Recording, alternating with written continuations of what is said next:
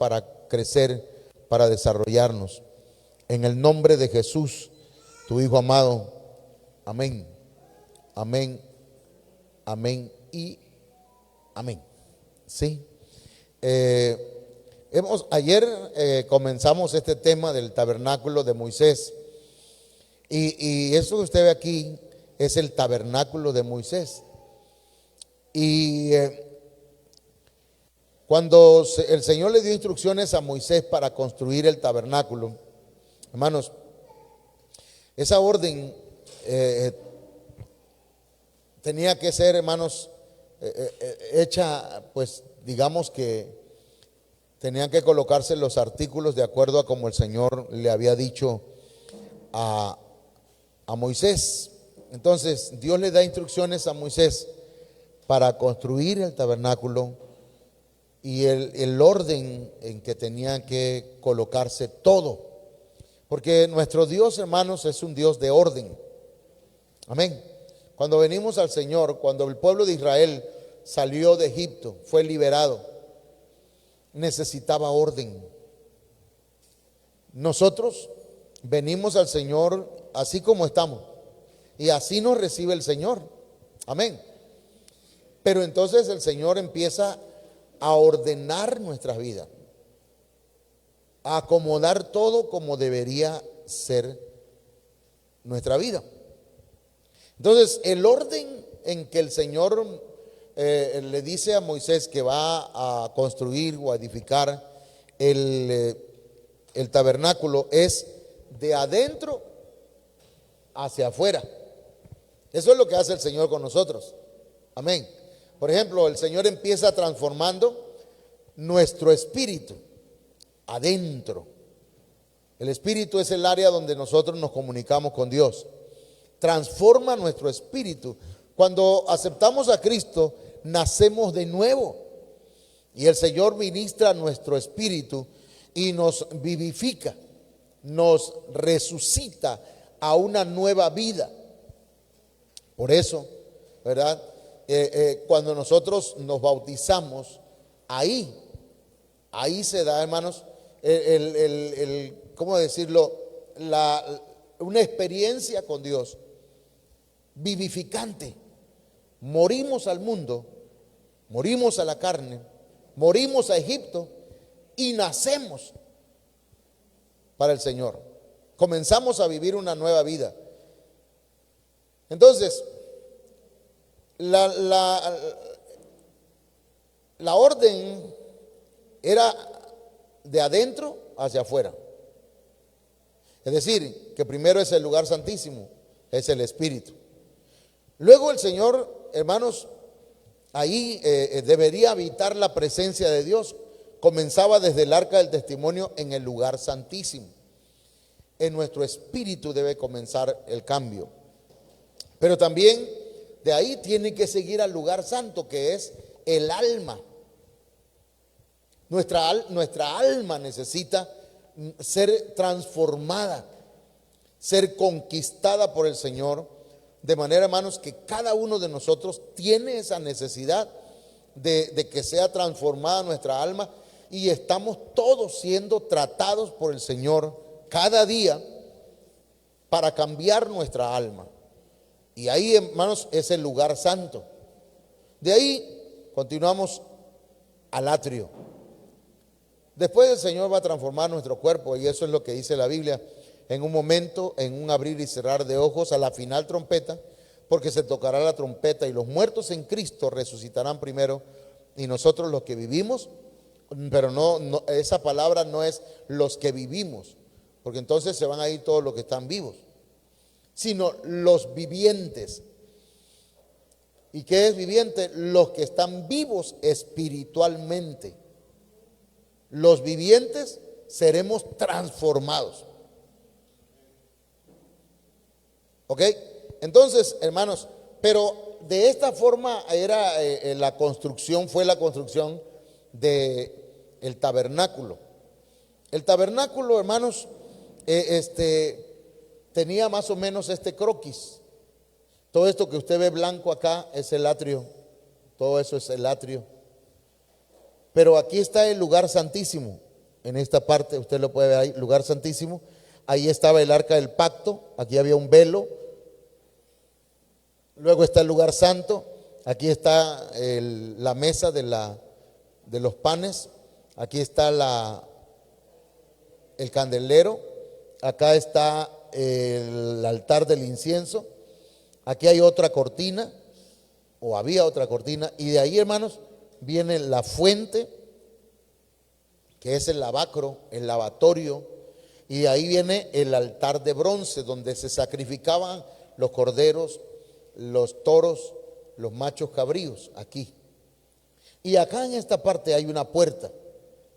Todos esos utensilios, todos esos artículos representan a Cristo. ¿Ok? Ya ayer lo vimos allá. Si alguien necesita una orientación de lo que significa, puede ver el tema ahí en el Facebook, en nuestra página. ¿Para qué lo hago, hermanos? No lo hago porque quiero ser famoso, no, de verdad. Lo hago para que usted sepa que ahí quedó el tema, y si a usted le interesa, ahí usted se va a meter y lo va a ver en cualquier momento del día, cuando se le acomode. Si puede, en el momento que se está predicando, ¿verdad? Porque antes del culto me ven arreglando, tienen internet por aquí. ¿Por qué? Porque lo que quiero es que quede la evidencia ahí y usted escuche esa palabra. ¿Estamos de acuerdo, hermano? Ok, entonces, la apariencia exterior del tabernáculo era normal, era como una tienda. Lo hermoso del tabernáculo, hermanos, era por dentro. ¿Me entiende? Usted, por ejemplo, no, ya me iba a meter en problemas, ¿eh? Usted es hermoso por dentro. Usted me ve así, pero yo soy hermoso, man. Dígalo, por dentro, pastor. En el adentro del Señor, allá adentro está la hermosura. Igual dice la Biblia en Isaías 53:2, no tiene aspecto hermoso ni majestuoso o majestad. ¿Para qué? Para que miremos su apariencia, para que le deseemos. Entonces, ese era el tabernáculo, mire. Una tienda entre muchas tiendas, pero ahí se manifestaba el Señor.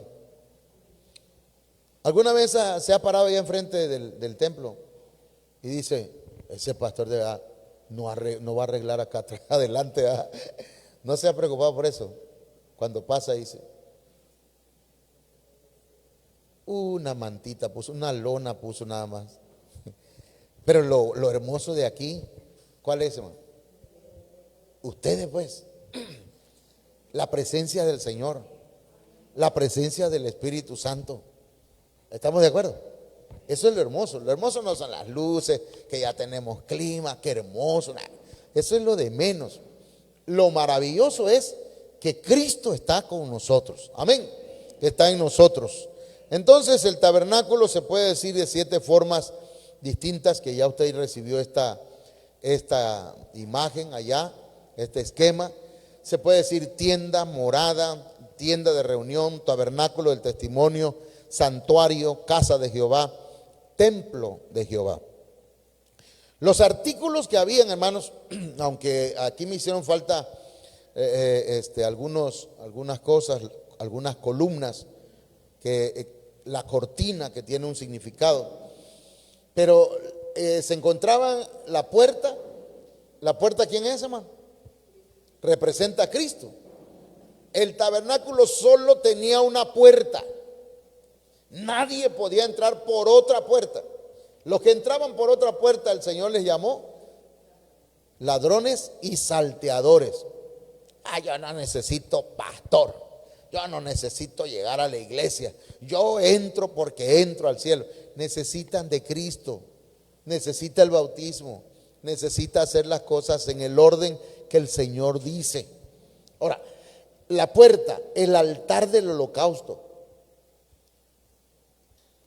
El altar, hermanos, es donde el Señor representa pues el sacrificio de Cristo, donde el Cordero de Dios murió, y no solamente murió, sino que fue quemado totalmente. Ahí hay una figura y tiene que ver, hermanos, con el lago de fuego, que es la muerte segunda. Usted y yo no tenemos que ir al infierno ni al lago de fuego. No tenemos, si recibimos a Cristo, porque Cristo es nuestro, ¿qué fue? Nuestro sustituto. Él fue nuestro sustituto. Él se puso en lugar de nosotros. ¿Estamos de acuerdo? La fuente de bronce, la mesa de los panes, el candelero de oro, el altar del incienso y el arca del pacto. En el arca del pacto habían 3 testimonios ahí que representaban al Padre, al Hijo, al Espíritu Santo y también al Altísimo, la esencia primigenia de Dios, la esencia. Pero el Padre está representado en las tablas de la ley. En el arca del pacto, ahí se encontraban. Nada más es una pincelada así breve. Y también en el arca del pacto se encontraba el maná que cayó del cielo, que representa a quién, hermano. ¿Quién fue el maná que descendió del cielo? Cristo. Jesucristo es el maná del cielo. Él lo dijo: yo soy el pan, no Bimbo, sino el pan vivo que descendió del cielo. Amén. Digo que el pan, yo soy el pan Bimbo, no, el pan vivo. Entonces, y en el arca del pacto también, hermanos, se encontraba otro testimonio. ¿Cuál era? La vara de Aarón que había florecido. Y esa representa al Espíritu Santo. Bueno, entonces vamos a entrar, hermanos, hoy vamos a ver el atrio. El atrio. Espero avanzar un poco. Tengo 12 minutos de haber empezado. El atrio. El atrio, hermanos, si usted lo puede ver, abarca todo lo que no es el tabernáculo. Esta es la tienda. Pero todo esto de acá, por la parte de atrás, por esta parte, todo esto es el atrio. Y en el atrio, hermanos, en el atrio habían artículos. Por lo menos, aquí dice que estaba la puerta del atrio, las 4 columnas de la puerta, estaba el altar de bronce y estaba la fuente de bronce o el lavacro. Y eso, hermanos, esas figuras son importantísimas para nosotros. Mire, hermano, a mí me interesa mucho que nosotros avancemos, que no solamente vengamos, ¿verdad?, a llorar, a sentir bonito, sino que aprendamos y que recibamos en nuestra mente y en nuestro corazón la palabra de Dios y crezcamos. Ok, entonces, estos son los artículos en el atrio. Y esas son figuras impresionantes. Mire, Éxodo 27:9, harás también el atrio del tabernáculo al lado sur. Habrá cortinas de lino fino torcido para el atrio, de 100 codos de largo por un lado. Sus columnas serán 20 con sus 20 basas de bronce.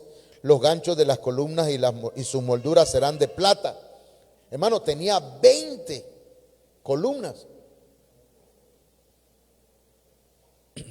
Asimismo, a lo largo del lado norte habrá cortinas de 100 codos de largo y sus 20 columnas con sus 20 basas serán de bronce.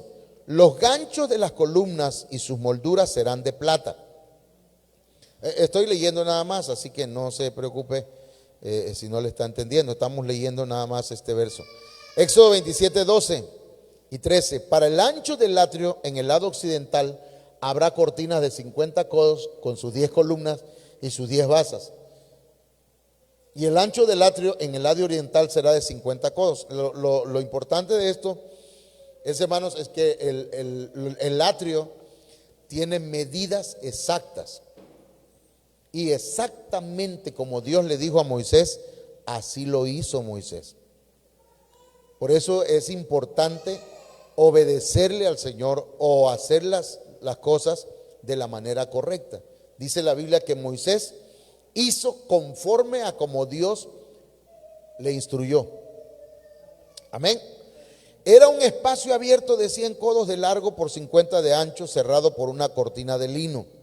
Éxodo 27:12. Para el ancho del atrio en el lado occidental habrá cortinas de 50 codos con sus 10 columnas y sus 10 basas. Y el ancho del atrio en el lado oriental será de 50 codos. Su nombre se traduce de las palabras hebreas Hatzar.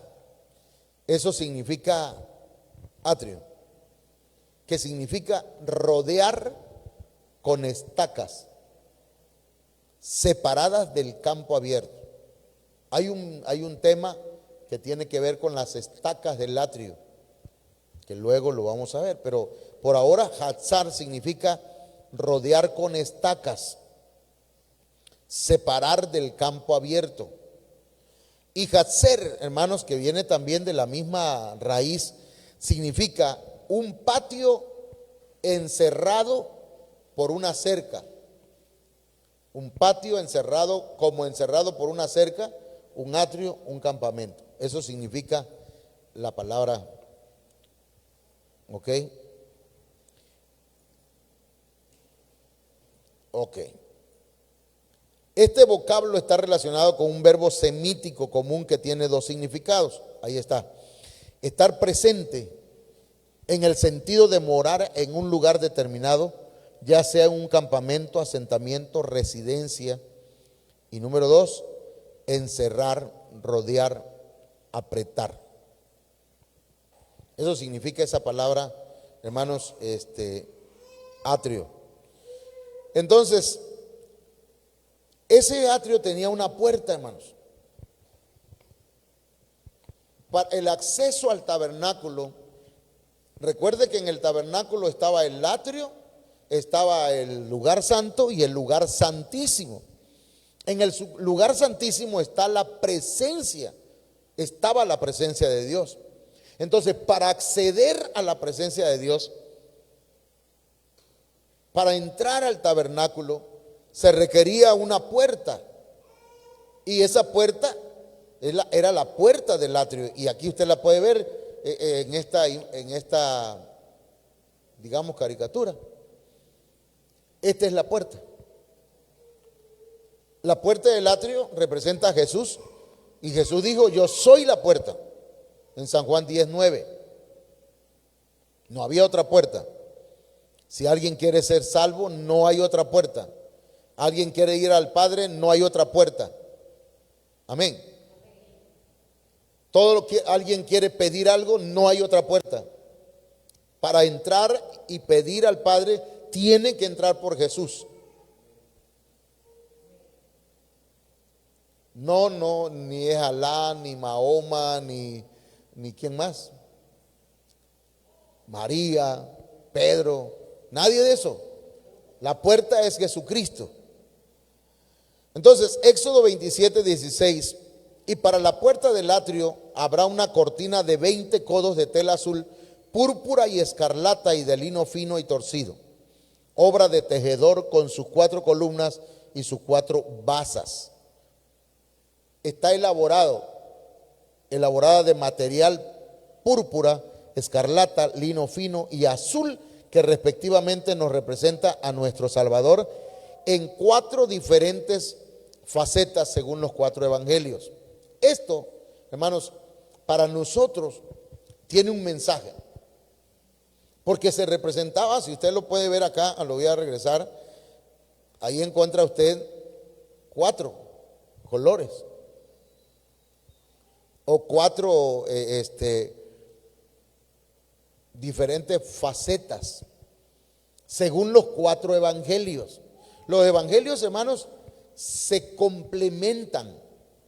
Lo que dice Mateo lo complementa Lucas. Lo que dice Lucas lo termina de completar San Juan o Juan. Cada uno de ellos, hermanos, cuando leamos una porción de la Biblia, comparemos con los otros evangelios, no se quede solo con uno. Ahora, repito, esto nos presenta a nuestro Salvador en 4 diferentes facetas, según los 4 evangelios. Fíjese bien. Primero nos presenta Mateo, el evangelio según Mateo, hermanos, nos presenta a Cristo como Rey. O sea que cada libro de la Biblia tiene su propósito. Y el libro de Mateo, como es un libro que está inspirado por el Señor, presenta a Jesucristo como Rey. ¿Cuánto creen que Jesucristo es el Rey? Es el Rey de Reyes. Mateo 21:4 dice: todo esto aconteció para que se cumpliese lo dicho por el profeta cuando dijo, estamos en Mateo, decid a la hija de Sión, he aquí tu rey viene a ti.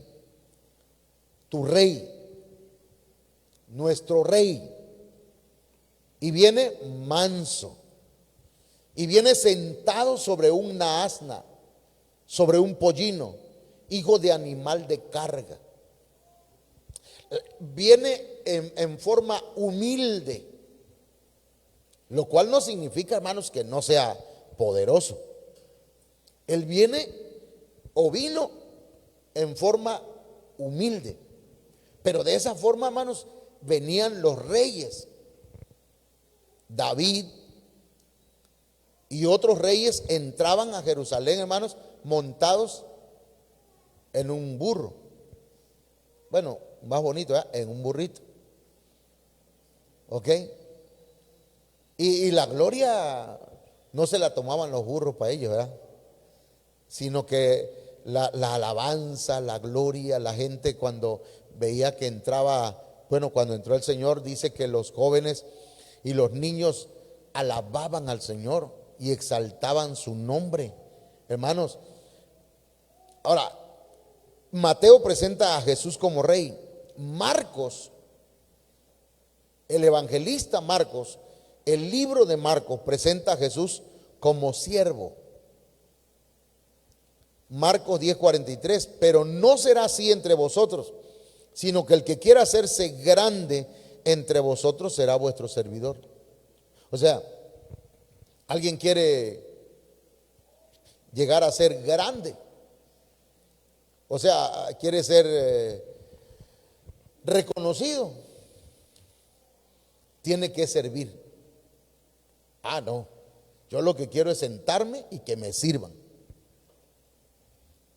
Entonces, dice el Señor, y el que de vosotros quiera ser el primero, fíjese, 2 cosas, el que quiera ser grande y el que quiera ser primero, debe ser siervo de todos. De todos, hermanos, sí, de todos. Hasta de los niños también.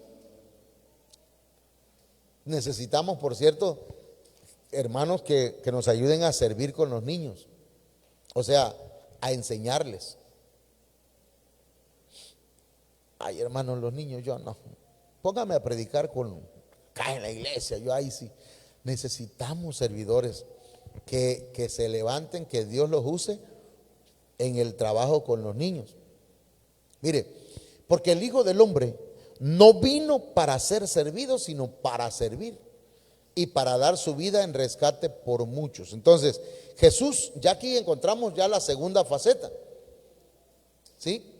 Jesús es Rey de Reyes, amén. Pero también vino a servir. Y también Lucas, hermanos, presenta a Jesús como Hijo del Hombre. Sabíamos, ¿verdad? Sabemos que Jesús, hermanos, sabemos que Jesús se hizo hombre. Que Él, hermano, Él es Dios, pero tomó, aparte de forma de siervo, dice que Él se hizo hombre por nosotros. Lucas 19:10 dice, porque el Hijo del Hombre vino a buscar y a salvar lo que se había perdido. Y habla de hijo de hombre. Eso tiene que ver, hermanos, con su humanidad. Y oiga esto que le voy a mencionar tiene que ver con teología.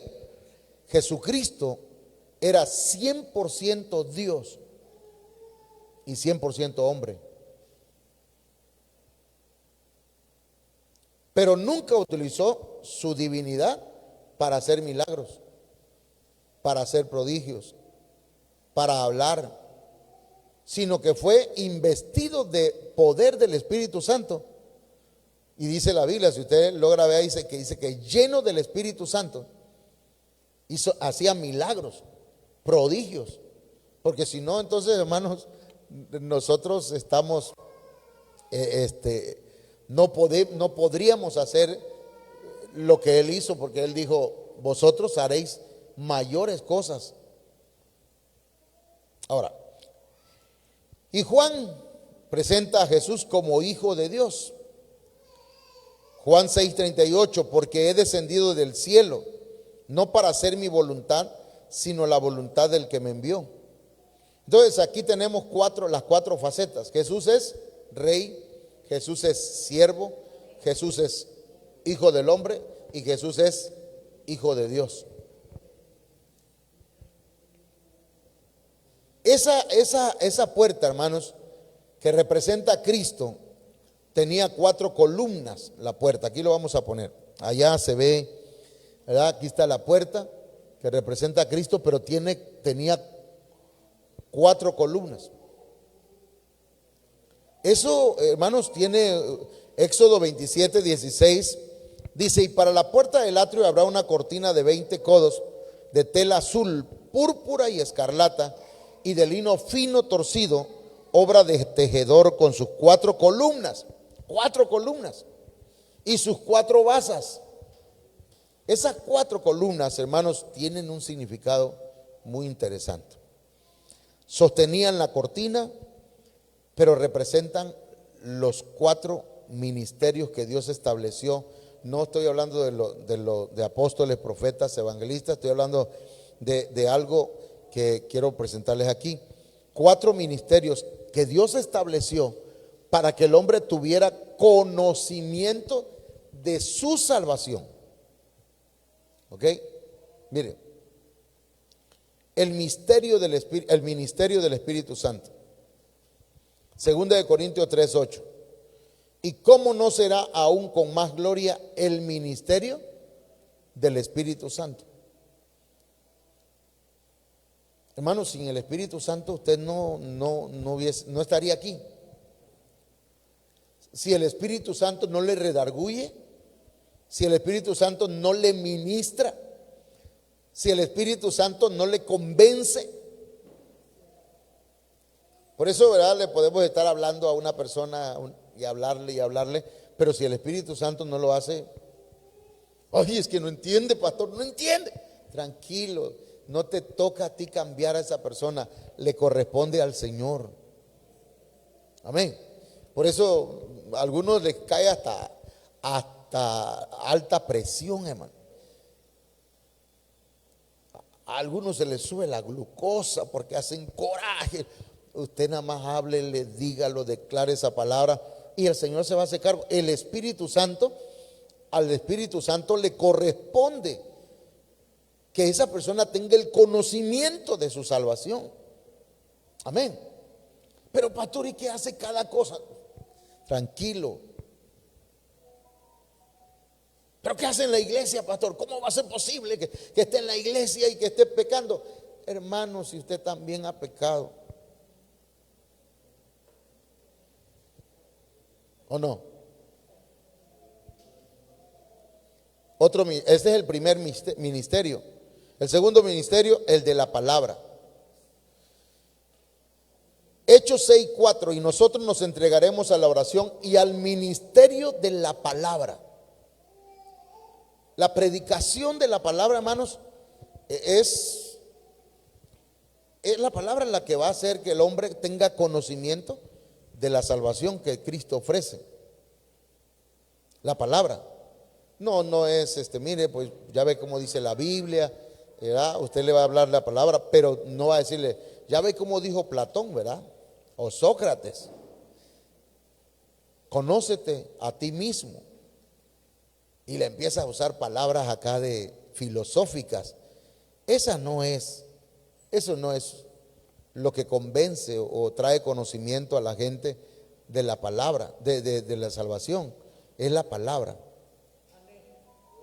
El ministerio de la reconciliación, 2 Corintios 5:18, y todo esto procede de Dios, quien nos reconcilió consigo mismo por medio de Cristo y nos dio el ministerio de la reconciliación, hermano. Tenemos una labor muy importante como iglesia. El apóstol Pablo decía eso, hermano. Dios nos reconcilió consigo mismo por medio de Cristo a nosotros. Y a nosotros nos ha dado el ministerio de ir y hablar la palabra y reconciliar al hombre con Dios. Usted puede hacer que alguien se reconcilie con Dios. Usted y yo podemos hacer que otros sean amigos de Dios, se reconcilien con el Señor. Y el ministerio de la justicia, hermano. 2 Corintios 3:9 dice, porque si el ministerio de condenación, mire, tiene gloria, mucho más abunda en gloria el ministerio de justicia. La justicia, hermanos, tiene que ver con que nosotros hemos recibido a Cristo en nuestro corazón, y al recibir a Cristo en nuestro corazón somos declarados justos, porque en Cristo se aplicó la justicia de Dios. Justificados somos. Si somos justificados, somos justos. Y la justificación tiene que ver con ser declarados inocentes. Pero eso es injusto, pastor, porque algunos han cometido tantas cosas o hemos cometido tantos errores. Pero ya Cristo se hizo, hermanos, justicia por nosotros. En Cristo se aplicó la justicia de todos nuestros pecados.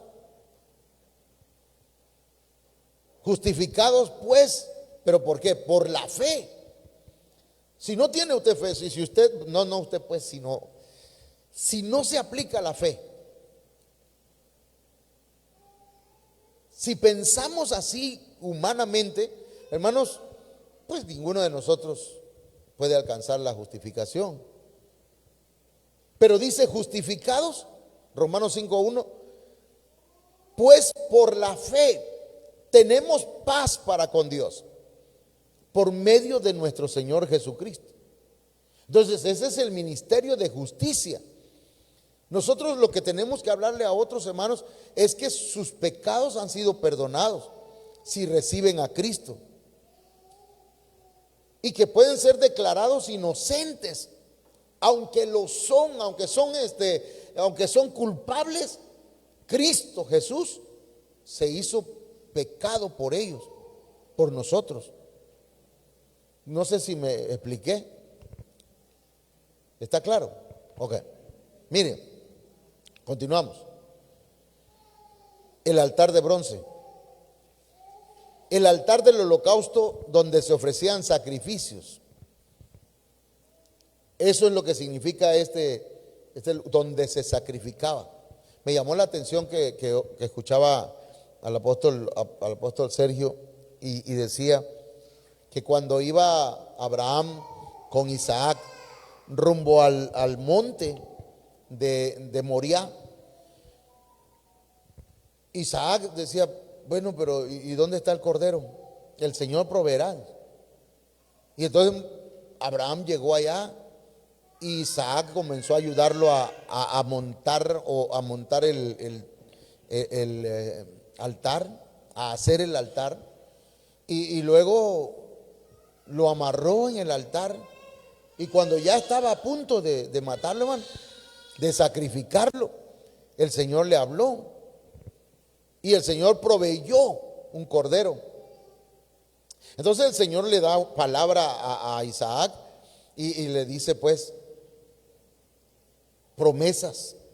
Pero una de las cosas que yo creo que el Señor estaba haciendo ahí, hermanos, porque en ese mismo monte, en ese mismo lugar, es donde el Señor entregó su vida por nosotros. En ese mismo lugar, ¿entiende? Como Abraham estuvo dispuesto a entregar a su hijo, Dios lo detuvo, pero dijo Dios, bueno, tú estuviste dispuesto, yo voy a dar el mío en ese mismo lugar para que sean salvos. De igual manera, hermanos, el altar del holocausto ahí estaba tipificando o simbolizando que iba a morir el cordero, iba a ser sacrificado y también iba a ser quemado totalmente. Éxodo 27:1. Harás también el altar de madera de acacia, de 5 codos su longitud, de 5 codos su anchura.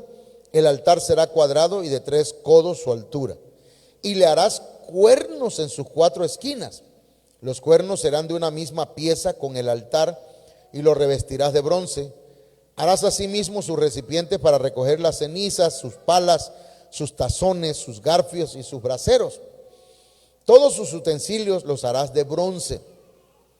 El bronce tiene que ver, hermano, con juicio. Mire, así en corto.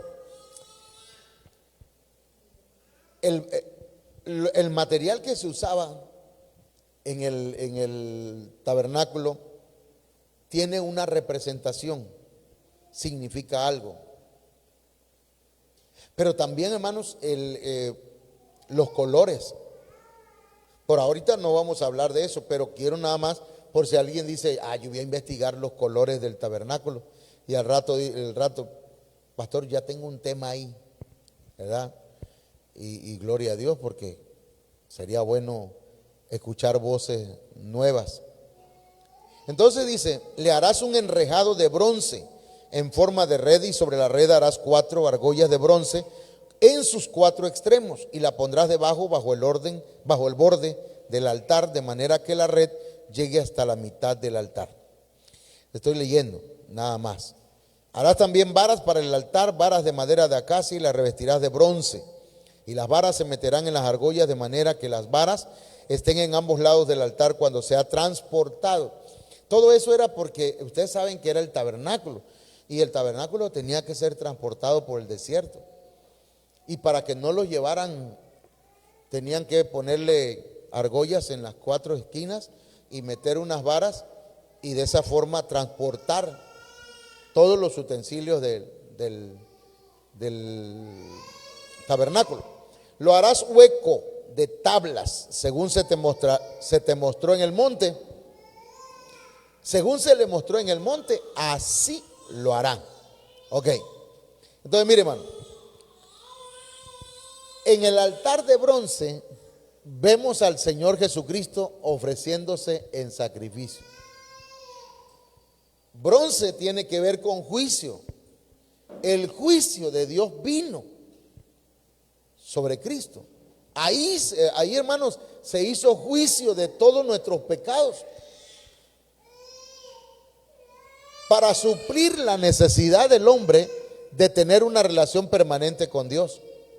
Si Cristo no hubiese muerto, si Cristo no hubiera entregado su vida por nosotros, hermanos, ¿cómo poder reconciliarnos con el Padre? No, nadie pudo ir al cielo, nadie fue al cielo, sino que Jesucristo descendió del cielo. Hebreos 17. Entonces dije, he aquí, yo he venido. En el rollo del libro está escrito de mí, para hacer, oh Dios, tu voluntad. He aquí yo he venido para hacer, oh Dios, tu voluntad. Habiendo dicho arriba, Hebreos 18, sacrificios y ofrendas y holocaustos y sacrificios por el pecado no has querido, ni en ellos te has complacido, los cuales se ofrecen según la ley. Ningún sacrificio podía, hermanos, satisfacer la justicia de Dios. Ningún sacrificio. No había sacrificio que pudiese saciar, hermanos, la justicia de Dios. Entonces, Hebreos 10:9 dice: he aquí yo he venido para hacer tu voluntad. Él quita lo primero para establecer lo segundo. El primer pacto, hermanos, que era el pacto hecho con los israelitas, bueno, fue quitado para establecer un nuevo pacto. Nadie pudo cumplir con toda la ley, hermano. El mismo Pedro lo dice: ni nuestros padres pudieron cumplir la ley. Jesucristo fue el único que vino y cumplió esa ley, y en él mismo esa palabra cumplir tiene doble cumplimiento, porque él cumplió, él obedeció toda la ley, pero en él se cumplieron todo el simbolismo que hay en la ley. Él era el Cordero de Dios, él es. Entonces dice: por esta voluntad hemos sido santificados mediante la ofrenda del cuerpo de Jesucristo, ofrecida de una vez para siempre. No hay otro sacrificio. Si pecamos, vamos al Señor y pedimos perdón, pero no hay otro sacrificio. No existe. La palabra altar, hermanos, viene de la palabra mizbeach. Se deriva de una raíz hebrea que es la palabra sabach, que quiere decir matar, un lugar de matanza o sacrificio. Anoche preguntaba qué es holocausto y significa quemar completamente.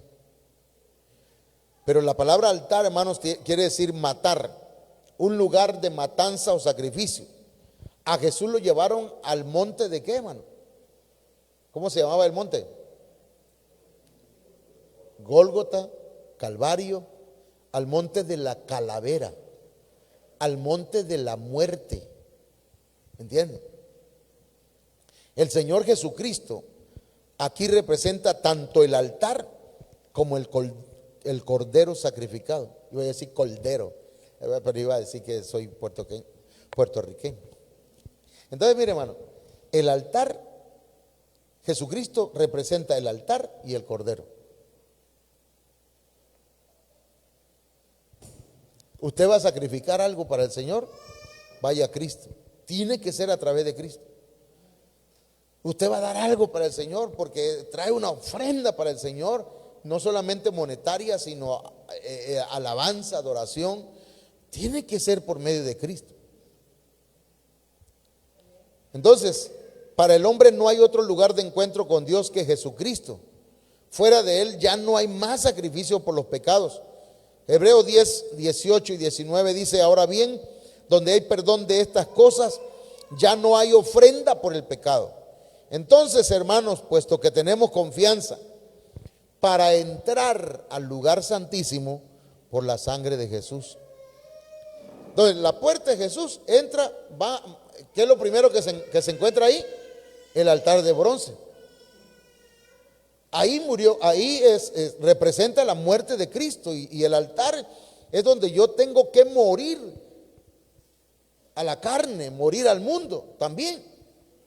Porque, ¿cómo es que dice la Biblia, hermano? Cuando dice que yo también debo morir juntamente con Cristo. ¿Cómo? ¿Alguien se sabe ese texto? ¿Con Cristo? Con Cristo estoy juntamente crucificado. Ya no vivo yo, mas Cristo vive en mí. Entonces yo cuando hagamos de cuenta, hermanos, que aquí está el tabernáculo, entro por la puerta, voy al lugar de sacrificio, tengo que morir. Y de ahí tengo que seguir adelante. ¿A dónde? A la fuente de bronce y al lavacro. Esta es la fuente de bronce, hermano. La fuente de bronce donde se lavaban los sacerdotes. las manos y los pies. ¿Por qué las manos y los pies? Nuestras acciones y nuestra manera de andar, de caminar. Todos los días debemos bañarnos. Todos los días debemos lavarnos. Todos los días. Así como aseamos nuestro cuerpo, debemos asear nuestras acciones. Si esto está mal, tengo que cambiarlo. Señor, te pido perdón, pero no solo perdón, quiero que me des la fuerza para no volver a hacer esto, para no volver a pecar de la misma forma como lo he hecho siempre. ¿Me entiende? Que mis acciones sean cambiadas, que mi caminar sea agradable. Así me aceptan en la iglesia. Y no es que te acepten así, sino que no somos jueces nosotros. Pero la palabra de Dios sí nos dice que debemos cambiar nuestras acciones y nuestra manera de caminar. Eso es lo que representa el lavacro. Éxodo 30:18. Harás también una pila de bronce con su base de bronce. ¿Por qué de bronce dijimos? El bronce representa juicio. ¿Por qué? ¿En qué nos vamos a lavar? En la sangre de Cristo, en la palabra de Dios. Y la colocarás entre la tienda de reunión y el altar y pondrás agua en ella. ¿Dónde se encontraba esta pila, hermano? ¿Dónde se encontraba? En el atrio. En el atrio podía entrar la muchedumbre, la gente. Pero para entrar al lugar santo, hermanos, para entrar al lugar santo tenía que pasar por el lavacro. Yo quiero entrar a la presencia de Dios, debo lavar mis vestiduras, debo bautizarme. Otra vez con el bautismo, ahorita lo vamos a leer, aquí está. Entonces dice, y con ella se lavarán las manos y los pies a Aarón y sus hijos. Vamos adelante, miren. Al entrar en la tienda de reunión se lavarán con agua para que no mueran. ¿Cómo ven, hermano? Entonces, antes de tomar el lugar, antes de pasar al lugar santo, debemos limpiarnos, debemos lavarnos para que no muramos. También cuando se acerquen al altar a ministrar para quemar una ofrenda encendida al Señor, tenían que lavarse. Antes de ir a sacrificar algo, tenían que lavarse. Antes de adorar, antes de alabar, hermano, pídale perdón al Señor. Es un consejo, el consejo de la palabra. Amén. Antes de querer entrar y alabar y gloria a Dios, aleluya, estoy danzando. Y danzando y en pecado. Pídale perdón al Señor. Porque danzar brinca cualquiera, ¿ah? Cualquiera puede brincar, cualquiera puede cantar un canto de adoración. Pero antes de eso tenemos que pasar al lavacro, pedirle perdón al Señor, lavarnos. Y se lavarán las manos y los pies para que no mueran. Y será estatuto perpetuo para ellos, para Aarón y su descendencia, por todas sus generaciones. ¿Y nosotros qué tenemos que ver con esto? Bueno, 1 Corintios 10:1 dice que todas estas cosas están escritas para nuestra enseñanza. Amén. La fuente era el segundo objeto en el atrio. Estaba situada entre el altar del holocausto y la entrada al lugar santo. Estaba construida de los espejos que las mujeres que servían a la entrada del tabernáculo aportaron. ¿De qué estaba hecho el lavacro? Con espejos. Porque en aquel tiempo se usaba espejos de bronce. Entonces, además hizo la pila de bronce y su base bronce, con los espejos de las mujeres que servían a la puerta de la tienda de reunión. Eso significa que el lavacro, hermanos, representa la palabra. La palabra como espejo. Cuando usted va a la palabra, ¿qué encuentra ahí? ¿Encuentra defectos en la palabra? Dijo alguien por ahí, sí, pero todos en mí, dice. Porque empezamos a leer la Biblia y encontramos que nos estamos viendo en el espejo. Ay, eso no lo estoy haciendo, Señor, perdón. Voy a cambiar la hoja rapidito, no, la cambio, esa no me conviene. Acá, tampoco, esta no. ¿Verdad? Encuentra ahí que dice, maridos, amad a vuestra mujer. Esa no. Yo quiero amar 2 o 3, pero no nada más a mi mujer, dice.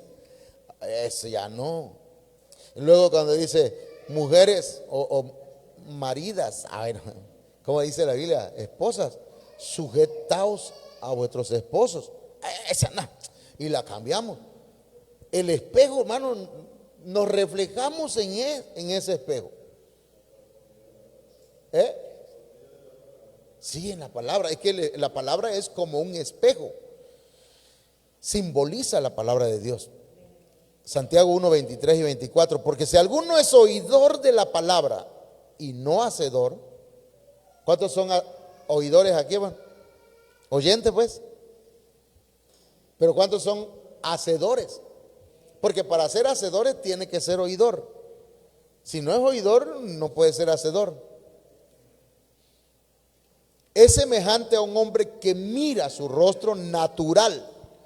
¿Qué es el rostro natural? Su rostro carnal. Su rostro, su manera pues de vivir. Cuando habla de lo natural, hermano, tiene que ver con esa forma carnal de vivir. Mira su rostro carnal en un espejo, pues después de mirarse a sí mismo e irse, inmediatamente se olvida de qué clase de persona es. ¿Qué clase de personas somos, hermano? O sea, nosotros no nos podemos engañar, aunque sí, dice la Biblia, ¿verdad? Que podemos engañarnos a nosotros mismos. Bueno, ya estamos terminando aquí esta parte, pero el que mira atentamente a la ley perfecta, la ley de la libertad, y permanece en ella, no habiéndose vuelto un oidor olvidadizo, sino un hacedor eficaz. Este será bienaventurado en lo que hace. El que oye y practica la palabra es bienaventurado. Contenía agua ese lavacro. Servía para la limpieza de las manos y los pies de los sacerdotes que entraban en el lugar santo. Ya terminamos. Para el Nuevo Testamento, el lavacro es figura del bautismo en agua y la administración.